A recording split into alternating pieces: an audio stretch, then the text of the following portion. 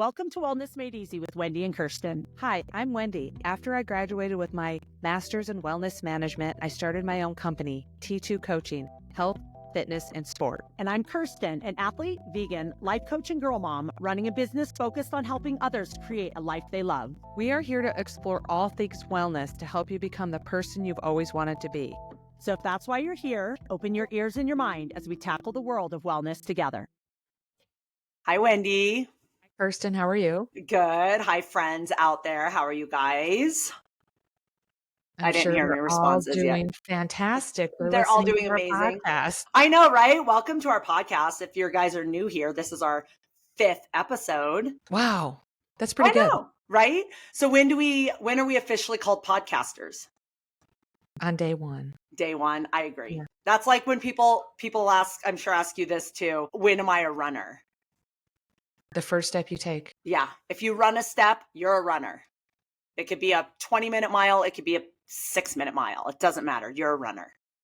When I started running, I ran track in high school, but you didn't think back then about what you were doing. But in running for triathlon, multisport, running was really hard to me. And I always felt like I had this in my mind, a 10-minute mile pace was running. And so that was really hard for me. And I don't think I really ever called myself a runner for years until I broke past a certain barrier of a pace. Again, back in the 90s, who knew? I had to learn on my own. Right. As well as you did too. But yeah. It's interesting you said that because that just reminded me of people all the time. They're like, my goal for the half marathon is to not walk. Like they think that they have to run the whole half marathon for it to be like for them to consider themselves running a half marathon. Mm-hmm. And so if ever I say anything about like in an Ironman walking through the aid stations or like that people ask me, do you ever walk during a marathon? I'm like, yeah, I walk a lot during a marathon. I mean, even when I'm doing a fast marathon, I'm taking a couple steps to walk at an aid station or to like take in some nutrition or something. So it's interesting. It's that same concept. You don't have to run the whole marathon for you to be a marathon runner. Right. Just like an ultra running, you can do an ultra race and not run it. Right. Depending on the terrain, but you can generally the cutoff times allow you to walk. Yeah. Power hike. Yeah. For the ones I do with lots of elevation gain and loss to be able to finish the event. So a lot of the ultra runs that I do, because of the elevation gain, you're walking, hiking uphill, which I had to learn because I'm an uphill runner. So the mistakes I would make is running too hard uphill.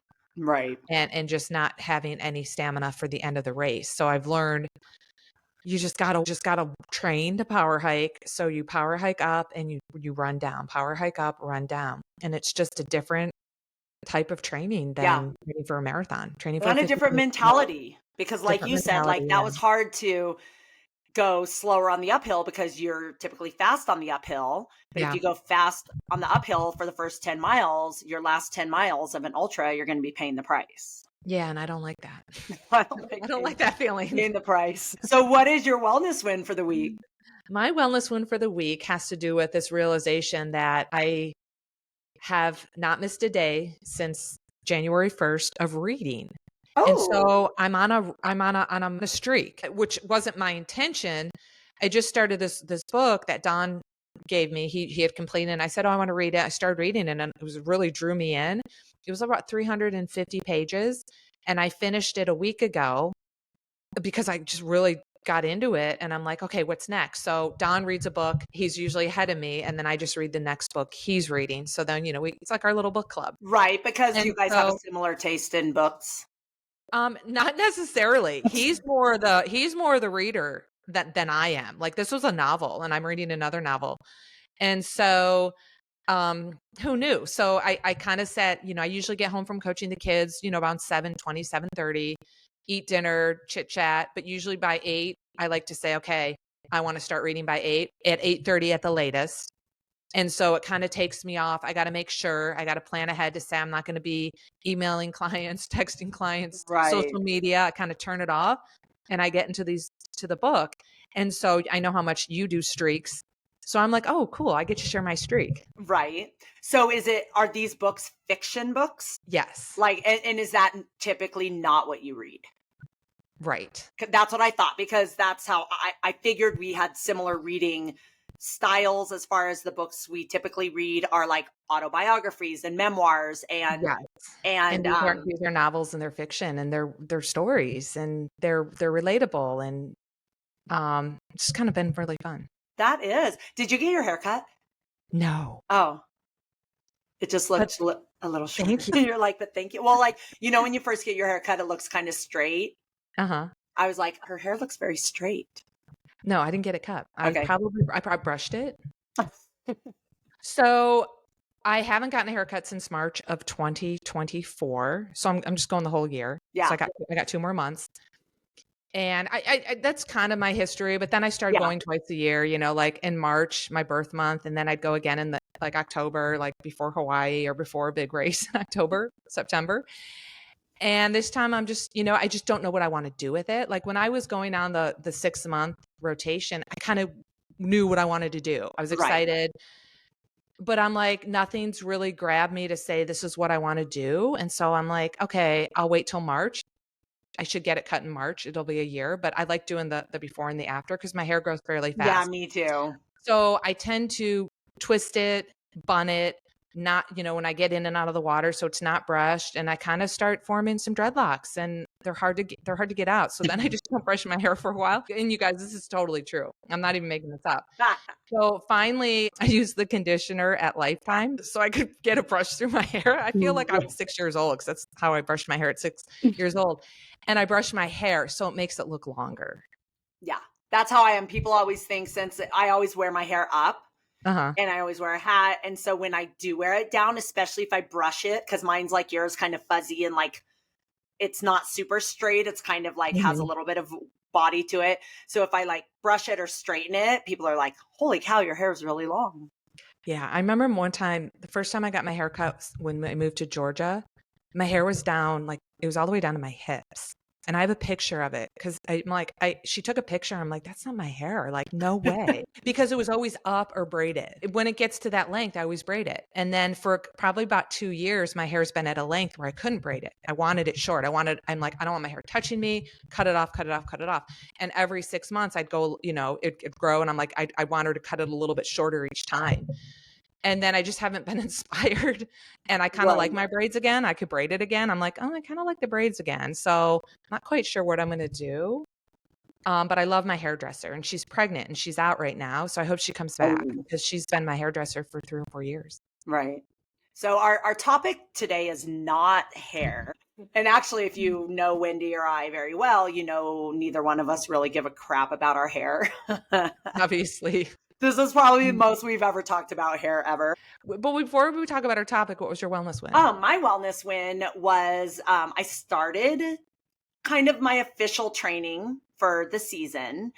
And what I like to do, what I consider my official training is when I'm actually swimming, biking, and running. So in December, I just swim. At the whole beginning of January, I just biked.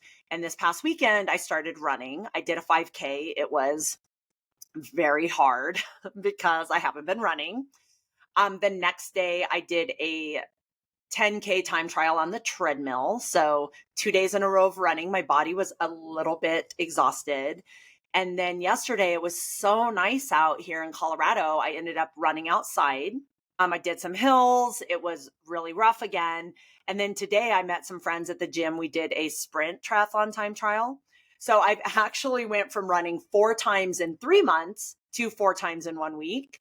And it's a wellness win because even though my body feels pretty trashed, my mind feels amazing. It feels so good to be pushing myself, getting back into training, doing things that are structured. And I love the feeling of my body feeling trashed. I know that sounds horrible. And for those of you out there who are just starting your training, I don't recommend jumping in and trashing your body. But for those of you like Wendy and I who have been training for 30 years and we understand what our body can take and how we can recover from it really well. And if you guys really understand your body, you can go to that point where you feel pretty worked.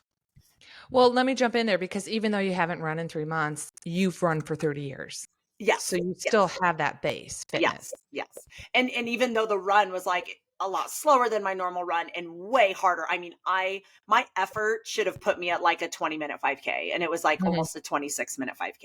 So that like it was, I worked hard for not a great time for me, but it'll come back quickly because I do have that base. And so for those of you who take time off, like this is what it feels like when you take time off and come back, but it's not going to last forever. And the longer you've been training and doing whatever sport you're doing, more quickly it comes back after taking time off, whether that's for an injury, like Wendy talked about a couple weeks ago after her patella healed, she went and ran like a 21-minute 5K.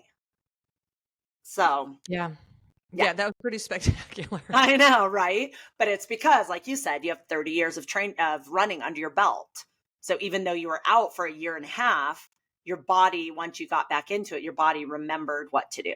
Right. I jumped from my longest run in a year and a half was 12 miles to 6 weeks later, I did 32, only because I knew the signs of my body and my mind telling me what I was ready. Right. And I know what a 50K, I've done 50 miles, I've done 100 miles. I know what that feels like to trash your body. Right. And I wanted that feeling back. Yeah.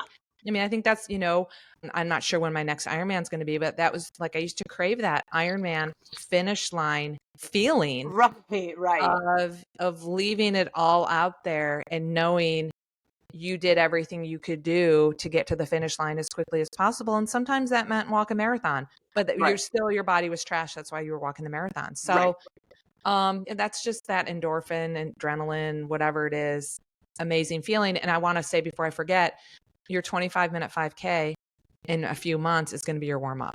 Right. Yes. And it's interesting because I know that because of experience. But if I was just starting off, I would be really like, oh my gosh, how am I ever going to get back to where I want to be? And I know, and if any of you guys have done an Ironman, taken time off and started training again, in your first run, you could barely do 4 miles. And you're like, how am I ever going to run a marathon after a 112-mile bike? But if you've done it before, you know you can do it again. So if you're just starting some sort of journey, just know that with the proper training, you're going to get to where you want to be, even if it does not feel like it right now in January. Yeah, you never know how prepared you are until you cross the finish line. Yeah, exactly. So our topic this week, I'm excited about because this is what we've gotten the most requests for. So we're going to be talking about stress and anxiety. We've done a couple polls with our first couple podcasts on Spotify, and overwhelmingly people want stress relief. They want tools to deal with their anxiety and their stress, whether in their daily life or stuff that just pops up. So that we talk a lot about wellness, right? Longevity. I feel like stress is one of the things that makes people the sickest these days. So back in the olden days, I feel like they're like, oh, number one killer is heart disease or whatever. Like I feel like now, and I didn't pull up any stats to see if this is true, but I feel like all of you guys will relate that stress is the number one thing that is going to make us sick, is going to kill us, is going to make our life not as amazing as we want it to be. So one thing I did do, and I'm going to read it because I just wanted to, in case you're out there and you're like, what's the difference between stress and anxiety? I knew that they were different. They appear differently in me and my body. And I've talked to a lot of people with both just overall life stress and then anxiety, but I didn't have like kind of a definition. So I wanted to kind of read what I found the difference between stress and anxiety. So when we talk about them today, you guys will have an idea of, oh yeah, I relate more with the stress. I relate more with the anxiety. And then we can go over some ways that we can deal with it. So stress is a physiological and psychological response to external pressures or demands, often referred to as stressors. It occurs when an individual perceives that they lack the resources to cope with a challenging situation. So that's one of the things we're going to go over today.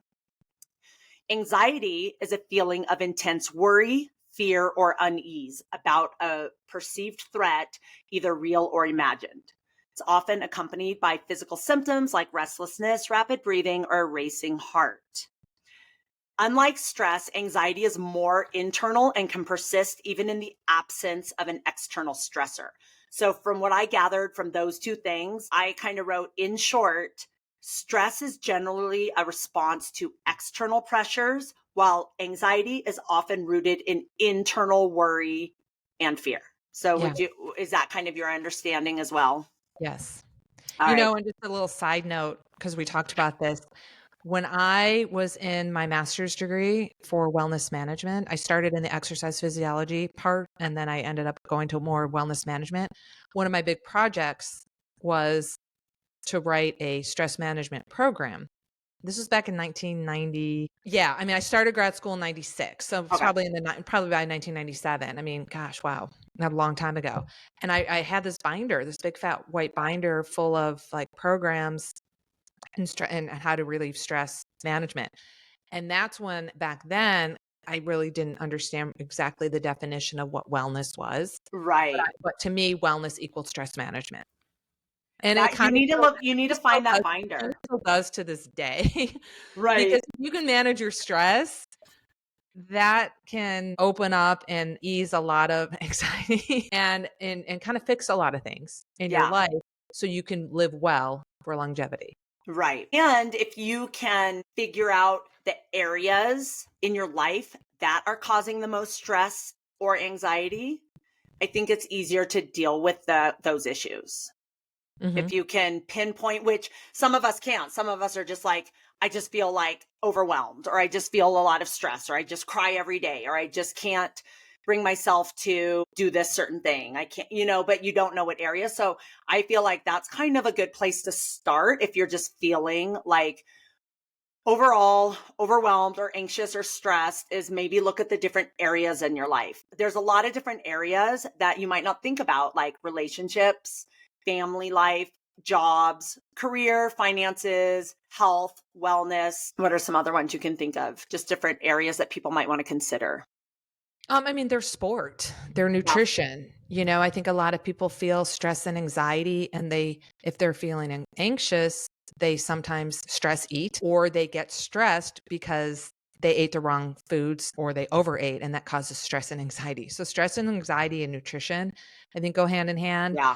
I think when athletes are committed to a big endurance race, whatever endurance means to you, and it's new to them and they're trying to fit it into their daily life and daily schedule, and they're committed, they could feel stressed or anxious, more stressed, not anxious, if they miss a workout. Or what do they do if they miss a workout? I can't, what if I took, so that, for example, I just, I'm in this Facebook group. I just read a post that they took a week off. They've been training for 7 weeks. They took a week off and they have 11 weeks till their first Ironman. Are they going to be, they're wondering, can I still race? Right. And I'm like, oh my God, you had a week off. Right. You have 11 more weeks. A week off in the big scheme of things is not a lot of time off. It's no big deal. Right. If you were, why did you have a week off? Were you injured? Were you sick?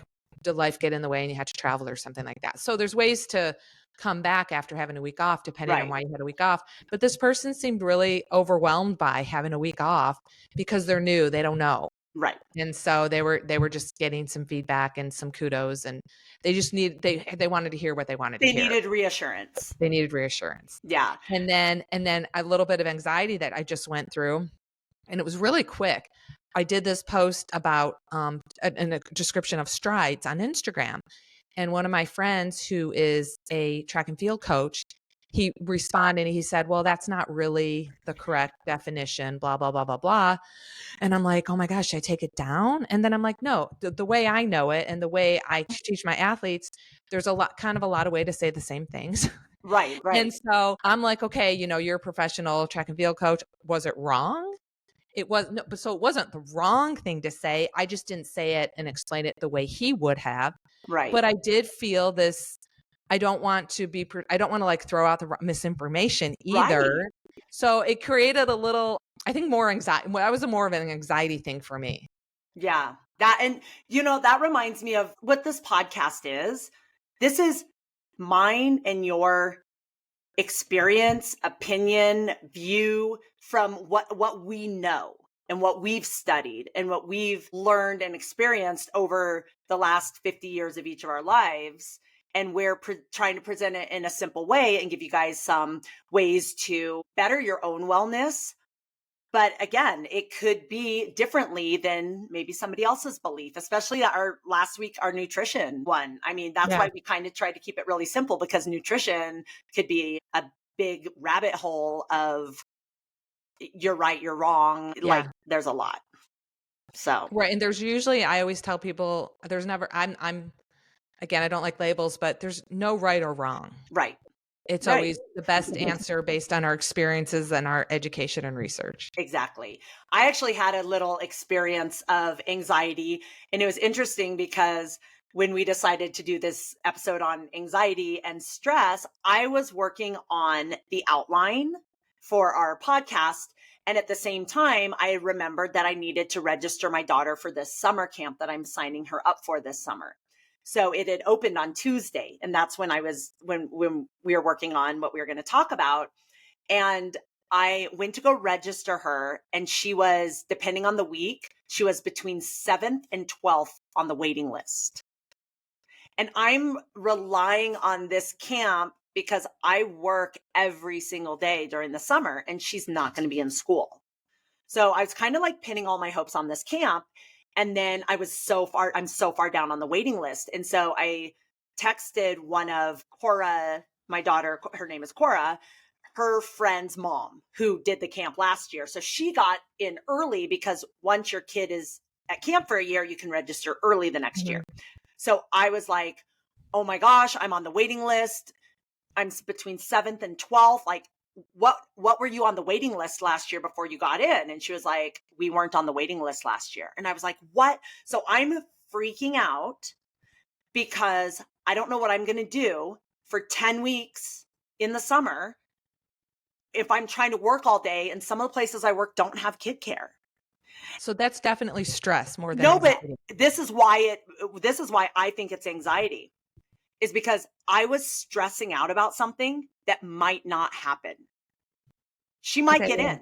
That's why I thought of it as, and I started laughing as I was texting my friend Rachel, and I was like, oh my gosh, I'm doing some research for our podcast on anxiety, and I'm experiencing it because, so it was stress, like, oh gosh, what am I going to do?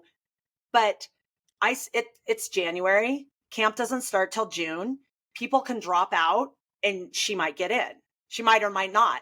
But the fact that I was freaking out of what am I going to do, that's projecting into the future something that may or may not ever happen. Yeah. So it happens to a lot of people. Yeah. And so that's why I wanted to share it, because I'm like, oh my gosh, I just made this just happen to me. And we're just talking about anxiety.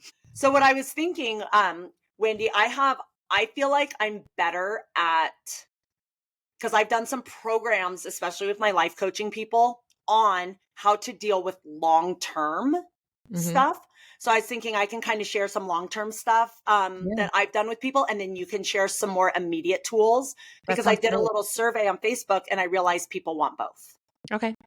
So before we go any further, I just want to say, if your stress or your anxiety is debilitating, like you cannot get out of bed, you cannot get out of the house, you cannot make it to your job, you need to see a professional. Wendy and I are not professionals. We're just sharing, again, our experience and how we've helped people with this and how we've helped ourselves. So if it's an emergency, there's resources to reach out for an emergency, but also therapy. I know it's not accessible to everybody, but check your insurance. If you have health insurance, most insurance covers therapy. And if not, a lot of therapists work with sliding scale, and there are always free resources out there. I just did a quick little search and I saw several. I know sometimes it's some paperwork and jumping through hoops, but if this is something that is like ruining your life, I highly recommend talking to a professional. All right. So, and then the other thing I want to say, like I said before, the more you can pinpoint what area of your life the stress and anxiety is coming from. I've noticed a lot of people also, it's coming from time management and scheduling type stuff. So again, if you can pinpoint where it's coming from, then it's easier to kind of figure out what to do to deal with that. So I wanted to talk about stress first. So here's some, why don't you start in case somebody's feeling like super overwhelmed. Wendy, why don't you give them some like quick, immediate tools that they can start working toward that? Well, again, it's a lot of it is identifying what is super overwhelming for you. So when it comes to time management, and I think, we just live in a society where we got to do more and more and more and more and more. What has helped me from a time management standpoint is to create columns, categories of what needs to get done, what needs to get done first. Like, what do I need to do? Sometimes you need to do A to get B and C done, or A is due in an hour, or A is due tomorrow. So really just kind of I'm a list person, looking at the big list, looking at the big picture of saying, okay, I only have an hour. I have 5 things to do. I only have an hour. What needs to get done first? And sometimes when you're in the heat of, I have so much to do, I can't do any of it, you're not thinking clearly. But what's helped me is that, immediate, what needs to get done in 2 days, what needs to get done in 3 days, or what needs to get done by the spring. Right. Sometimes that's on my list. I don't need to get done right away. So I just kind of create those categories. If it's something like, again, I mentioned the nutrition stress. If you feel like you ate the wrong thing or ate too much, and that's creating a little bit of stress and anxiety because, you were on this plan and you were doing so well, blah, blah, blah, blah, blah. Why is it creating stress and anxiety? Why is overeating in your sense of it? Why is eating the wrong thing the way you describe eating the wrong thing? Why is that causing that stress and anxiety? So it's always going back to the why, the why, the why, the why. Yeah, in that situation, I do have a little tip that has helped me in the past. Don't look at the calories. So if you just ate a bag of chips, if you're obsessed with numbers, calories, weight, calories in, calories out, if that's something that you're like hyper focused on, it's best not to take a peek at the calories, because if you just ate a bag of chips, you already know it's going to be like 1,200 calories. You don't need that confirmation that you just ate 1,200 calories. Well, and on top of that, and usually people get stress and anxiety because it was too much food. They're going to gain weight. You're not going to gain weight in a day. Yeah. You may gain some water weight, but you're not gaining a whole bunch of body fat in a day. So you have to know when you gain or lose weight, it's cumulative. What you do in one day is not going to move the scale over the long term. What you do in 1 month, if you keep eating a bag of chips every day for 1 month on top of everything else you eat, well, then you're probably going to gain a few pounds of body fat. But it's just understanding how your metabolism works. And sometimes when you do eat that bag of chips, your metabolism goes up to kind of like get rid of it. Burn it off. It's got to metabolize it. So your metabolism is going up. Right. So, again, then you get to the fear of gaining weight. And that's just a whole nother topic. Right. That you have to deal with. And one thing that I do this for myself because I am somebody who I do have a fear back there in my brain. I don't want to gain weight. And so I have felt all these emotions, and I have come up with little tricks for them. And one thing a lot of people don't know is that to gain a pound, you need to have an excess of 3,500 calories in excess. So if you were to gain 1 pound in a day, that means you ate 3,500 calories more than you burned. A lot of people, like I would say an average female, 150 pounds, 45 years old, probably burns like their base metabolic rate is like 12 to 1,500 calories a day. Right. So even if you did nothing all day, you sat on your butt, you would have to do 3,500 calories plus 1,400 calories. So that's almost 5,000 calories that you would have to sit and eat without moving to gain a pound. And that would be really challenging. Yeah. So it's just understanding it all. And again, that's just based on clients I work with, 2 ways that people have stress. People could, and again, missing workouts. I missed a workout. Don't try to make it up. Just let it go and understand adaptation. The training is a process. What you do in one day is not going to make or break your race. What you do in 1 week is not going to make or break your race. When you when you start missing as much as 3 weeks or beyond, then that does have an impact on your fitness, but missing a week is not going to impact your fitness. Missing 6 months will impact your fitness.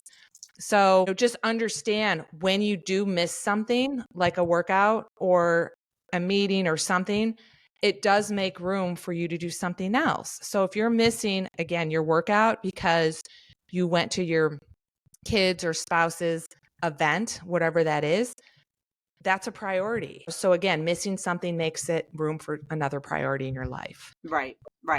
And it's good to remember, like, Wendy and I do talk a lot about like sport, triathlon, health and fitness, because that's what we're both really into. But this could also pertain to every single area of your life. So like if you don't do laundry for a week, it's probably going to be okay. If you have a sink full of dishes, it's probably not going to make or break your life as a whole. So kind of to see yourself as like a speck in this big like life you lead, one day out of 100 years of life doesn't make or break you. Right. And then I just want to mention one more thing. There was a time in my life back in 07, 08, 09, 2010, back in those days, I had like 5 jobs.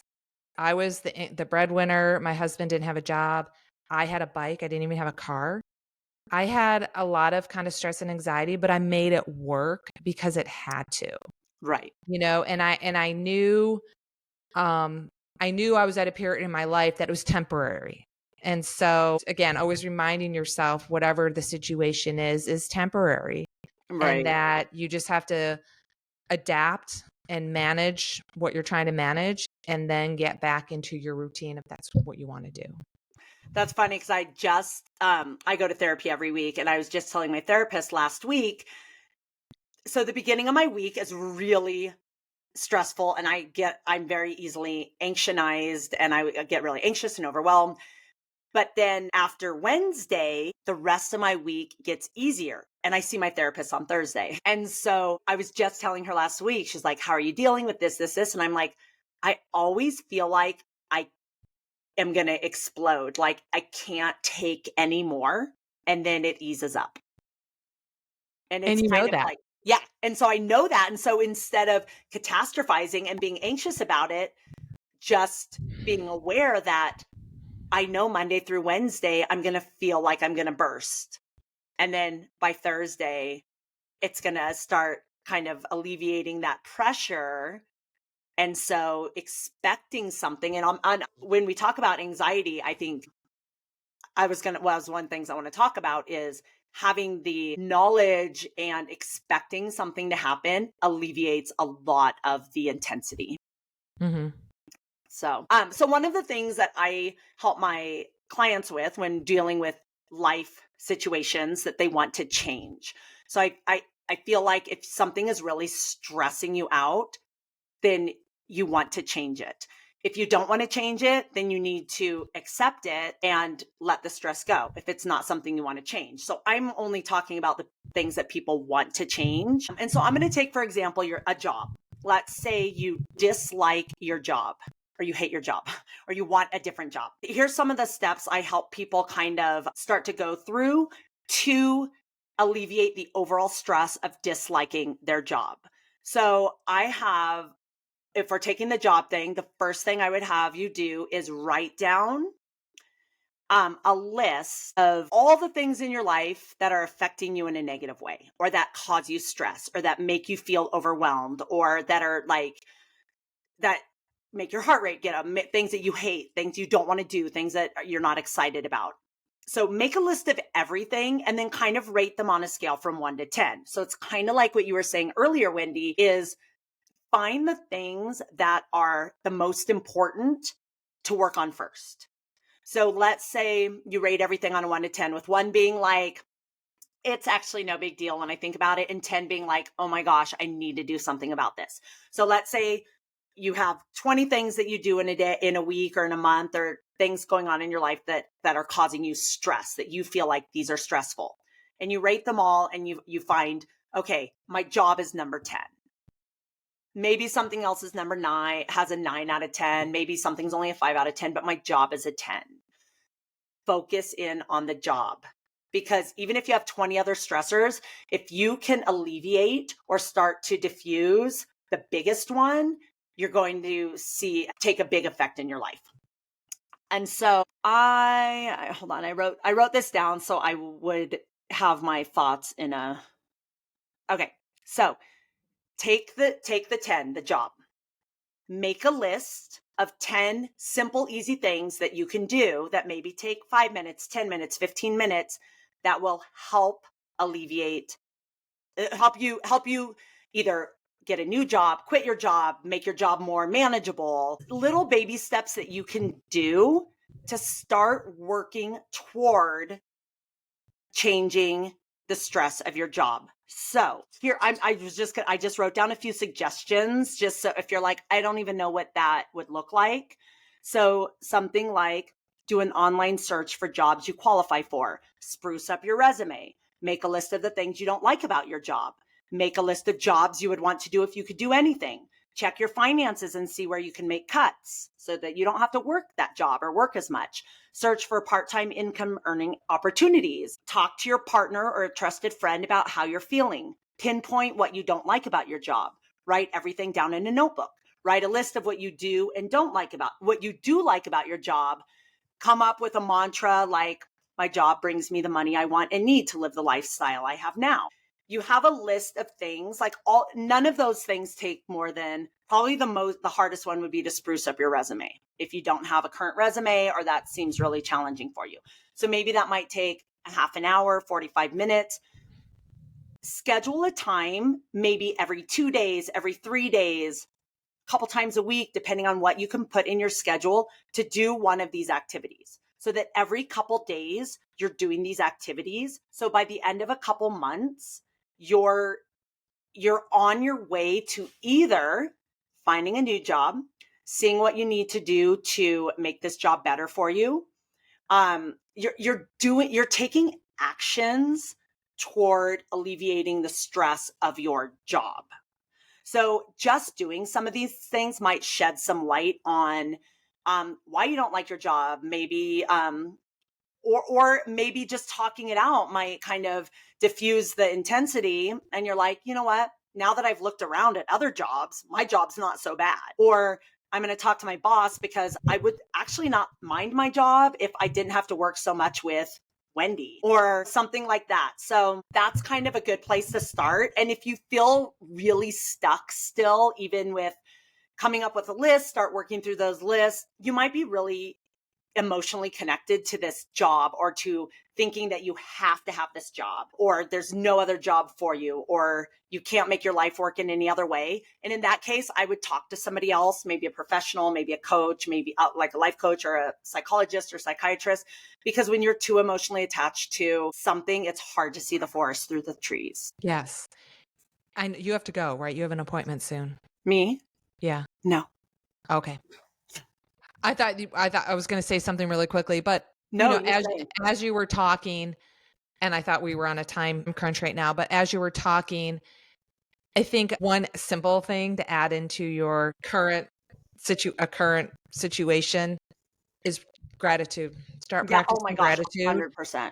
And just start thinking of all the positive things that you have going for you and be thankful for all of that. And I think every time you change, every situation has a positive spin on it. Right. Even a broken patella. Right. There were so many things that I came out of this during my recovery as well as after that were very positive. And so I think if you change your attitude into there's something positive in any negative situation, and usually negative situations are what's causing your stress and anxiety, right, that can help you clear your mind and think differently about what's going on with the stress and anxiety. It's funny that you said that because my daughter the other day, she was getting really frustrated because she's trying to draw a star and it's not as good as she wants it to be. So she was crying and throwing her journal, trying to draw a star, she was getting very, very frustrated, and we were winding down for bed. So I went to go take a shower, and I said, when I get out of the shower, I'm going to teach you something that helps me when I'm feeling upset or mad or frustrated or sad or whatever. So I took a shower. She had kind of calmed down like while I was in the shower, which I knew she would, which is why I needed to get in the shower. But when I came out, she was like, Mom, are you going to share the thing with me that helps you? And I said, yes. And so we have these gratitude journals. Her and I do. They're matching. They're super simple. They're for kids. You write the day, you circle, like there's different faces, like happy, sad, blah, blah, blah. And then you list 3 things you're grateful for the day, 1 person who brought you joy, and your favorite part of the day. And you could either draw a picture or write about it. So we were doing the journals, and she was like, her favorite part of the day was learning to draw a star. So that's what she was most grateful for. But then she went to go draw a star in the picture, and then she was mad that she couldn't draw the star. And she was like, this is not making me feel better at all. I was like, baby steps, baby steps. But I 100% agree with you. I do that with my clients a lot. Even like whether I'm coaching them for sports or life, if they're having a really rough day and they're like, this, I can't solve all those problems for them. And they're not in a place for me to be like, so what do you want to do to help that? They're going to be like, we hate you, Kirsten. So instead I say, tell me 3 things you're grateful for. Mm-hmm. And they do. And they're like, thank you. Like, I'm grateful for my kids. I'm grateful for my house or whatever it is. And it comes back to what's important. What's important. And I really liked your example of changing something like the job. So what is causing the stress and anxiety? I used to get, well, like we all do, stress and anxiety. I was like this as an age group swimmer, as the first few years of doing triathlon. I'd get really stressed, anxious about a race. I didn't like that feeling. So it was more anxiety. I just didn't like that feeling. So one day in 2003, I'd started racing in 1992. I remember walking into Kona Pier for the Ironman. And I took a big breath, and I'm like, oh my God, I get to train today in Hawaii. And from that day forward, every event is just another day of training because I love to train. Right. But I've never been one to like to have to perform because of maybe an expectation I put on myself, but now that every race is another day of training, I go into it with a very calming, excited anxiety instead of fear anxiety. Right. And you said something very, very valuable that I think would be a game changer to anyone listening who feels stuck. You said, I went into this saying, I get to train. So I think a lot of times we feel like we don't have a choice in life. Some of the things we dislike are probably things we feel like we have to do. So if we can just replace, I know this sounds super simplistic, but try it. If you can replace have to with I get to. So if it's your job and you don't like your job, instead of saying like, oh, I have to go to work today, you could say, I get to go to work today.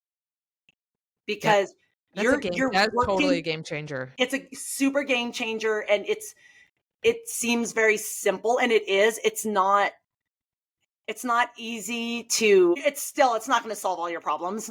But if you can start saying like, I get to do this. So like, one of the jobs that I have a lot of jobs right now. And one of the jobs that I love the job, but I hate the hours. On Wednesday night, I coach. I don't get home until 9 p.m. And I hate that because then I stay up till like midnight, and then I want to sleep in the next day, but I also want to get up and work out. So then I'm tired. It's just like kind of a spiral. So I always go in saying like, I get to coach because I love coaching. I get to make money doing what I love. Mm-hmm. I get to affect these kids' lives and make them love swimming and love competing. I get to do all those things, and that all those things trump me hating getting home at 9 p.m. Yeah. So I think that's a good kind of like spin on things for that. So thanks for mentioning that. Yeah. I do want to talk about anxiety a little bit because it's a little bit different. Like you said, it's like when I did the definition, it's a lot of it's what we internalize that might never happen. Like we like I do this. I never knew I did this until my therapist at one point told me that I catastrophize, and I didn't even know that was a thing.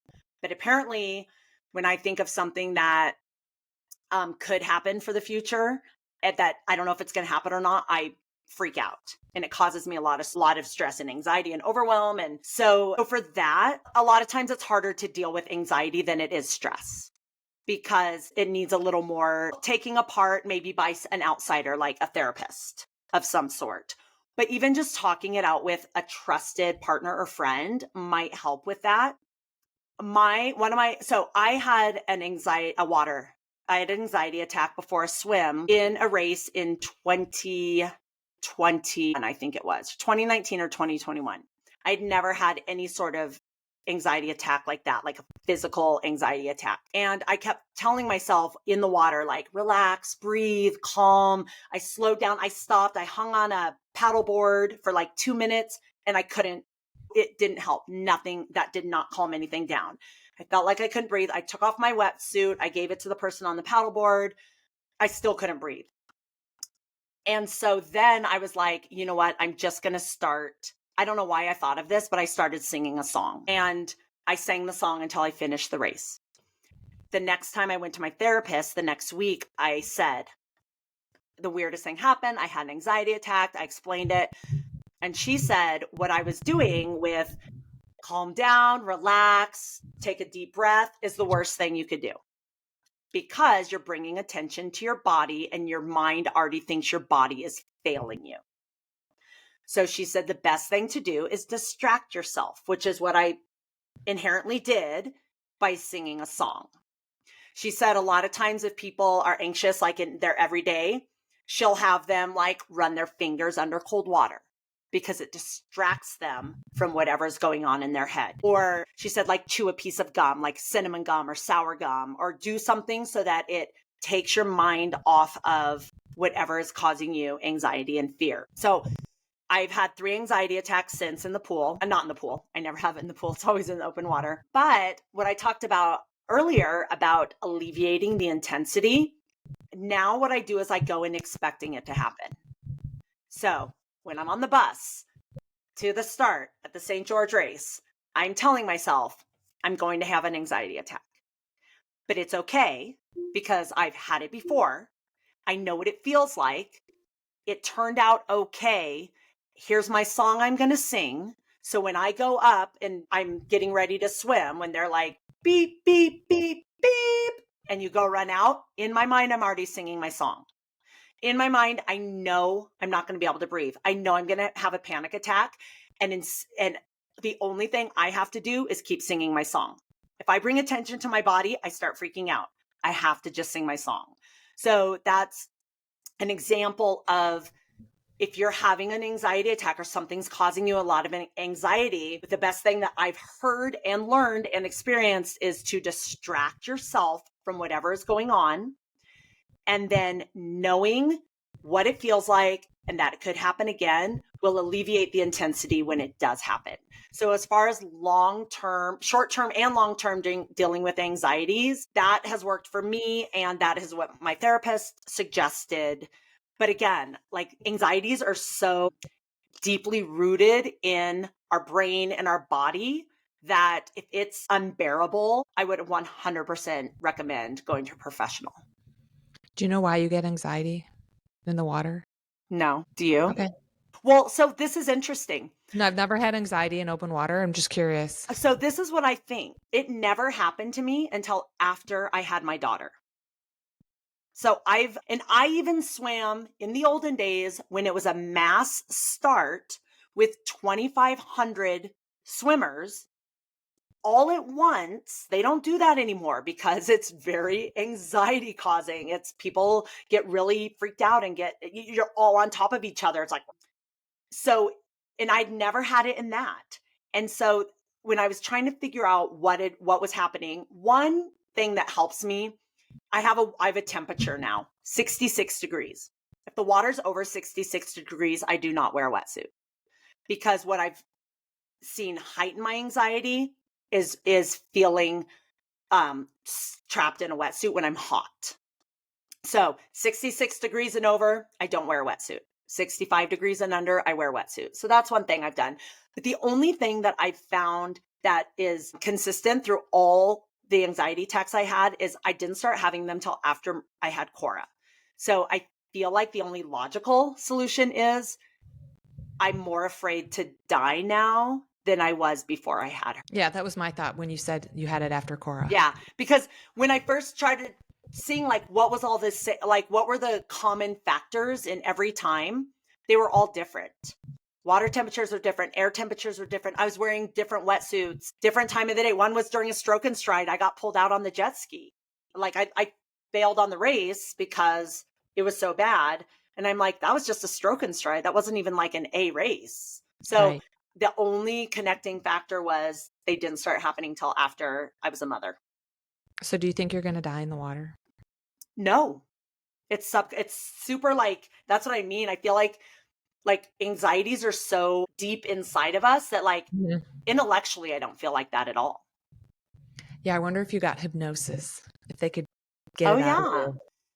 I should look into something like that because one thing that's really good about having that experience is that I've been able to help a lot of people because, and the reason I thought it was so weird, They can they relate. can relate. You can relate. Well, yeah. And that before I couldn't because I'm a really good swimmer and a confident swimmer as you are. Right. But most triathletes are not good swimmers. Mhm. So they have like they really think they're going to die in the water. Right. So yeah, I feel like I've been able to help a lot of people because of that. Yeah, absolutely. So, all right. Do you want to do a couple listener questions real quick and then we'll close up? Sure. Okay, go ahead. So I had a listener question about how do you get motivated to get up in the morning and work out because she is just not getting it done after work. She's got an hour commute to work, an hour commute after work. An hour commute can turn into an hour and a half or 2 hours. So when she gets home, she's just exhausted. And so I actually posted this in my Facebook group about the 10-minute rule, where when you're not feeling motivated, you're tired, it's cold outside, it's dark, whatever the reason, you didn't sleep well, you didn't eat well, you didn't fuel well, commit to 10 minutes, commit to 5 minutes.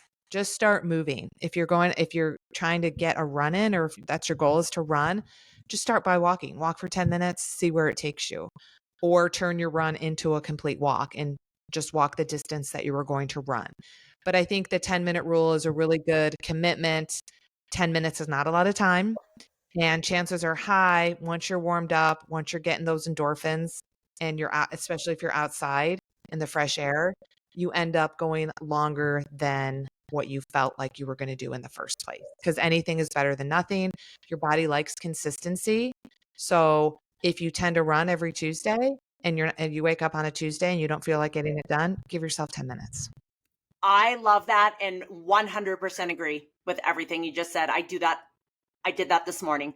I do it all the time. And I always feel so grateful that I did it. Awesome. Yeah. And I think a lot of people are going to relate to that. So that's a great question, whichever one of your friends asked it. All right. Mine is from a lady who comes to my one of my functional training classes. She says, my son is experiencing cramping in his muscles at night, which I assume are growing pains. What can we do to alleviate the pain? And so whether it's growing pains or just muscle cramping, I know a lot of you guys have probably experienced at some point, you wake up in the middle of the night, you go to straighten your leg, you get a huge Charlie horse, a huge cramp, and you cannot move. And then it's sore for a week. So that could be just a muscle cramp, or when it happened to me when I'm 50, it's not a growing pain. So I think we could, in both cases, I think the solution is the same. So what I would say is, number one, if it's actually like going on or really sore, just doing some light rubbing, some light massage, maybe putting some heating cream on it, a heating pad, something to just calm it down and make it feel better in the moment. If you're sore the next day, same thing, kind of, light stretching, doing something to just take care of it and touch it in a nice way. And then to alleviate it coming from the inside, a lot of times it's hydration or lack of magnesium. So I found our bodies are generally, most people are low in magnesium. And there's a bunch of different types of magnesium. I don't want to say, I think it's 7, but if that's wrong, like, don't yell at me. I take a magnesium complex and I think it says it's like 7 different types of magnesium. And I take that every single day as a daily supplement. And then make sure you're drinking enough water. If you're working out a lot, take electrolytes, salt, potassium, and then that added magnesium. And I think I would start there because those are easy and not very invasive, not very expensive ways. And I bet that would take care of 98% of the issues. If it's not going away, you've been doing that for 6 weeks and it's really bad, see a doctor, obviously. Yep. Good advice. So what are you most excited about coming up the next week, Wendy? Well, I have the next 2 weekends. I have swim meets scheduled. I don't have kids signed up. So I'll either be going to a swim meet, which I enjoy and it's fun, or I'll be doing a race. So either way. Either way, that's exciting to me. I can't sign up for the race until I know if I'm going to the swim meet or not. But usually I'm looking forward to doing something on the weekend like that. Swim meet or a race. Yeah. I was originally excited. Cora and I do this animal rights group thing that they meet like every couple of weeks and we do outreach. We just kind of explain we just explain like how the agricultural and factory farming is hurting the animals. Basically, we just, because a lot of people don't know that. Yeah. And I was so excited because it was canceled last time because of the cold. And it's supposed to be this weekend. And this weekend is supposed to be a high of 0. Oh, wow. So I have a feeling it's going to be canceled again. So if that gets canceled, then I do have my daughter this weekend. So I will look forward to hanging out, watching some movies and staying warm, snuggling with the pups. Yep. When something's canceled, there's always it makes room for something else. Yep. Wellness is doing things you love. Yep. So awesome. Well, if you guys have any questions about anything we talked about today, please reach out. If you want specific topics you want us to touch on or listener questions, let us know. Super easy to get a hold of us, but wherever you're watching this, you could just comment and we'll check the comments. Anything else, Wendy? No, you can see us on Instagram, send us an email, Facebook, however you want to contact us. Yeah, we're available. All right. See you guys next week. Bye. Bye. Make it a great day. Maybe we'll do it together sometime and it'll sound good. Or we'll just flail every week. Thank you for listening to Wellness Made Easy with Wendy and Kirsten. If you want to learn more about us or anything we talked about today, check out the links in our show notes. We would love to know what you think of our podcast and what you want more of. So drop us a comment, send us a message, and help us out by leaving us a rating and a review. And don't forget to let us know your wellness win for this week. Thanks for listening. Make it a great day.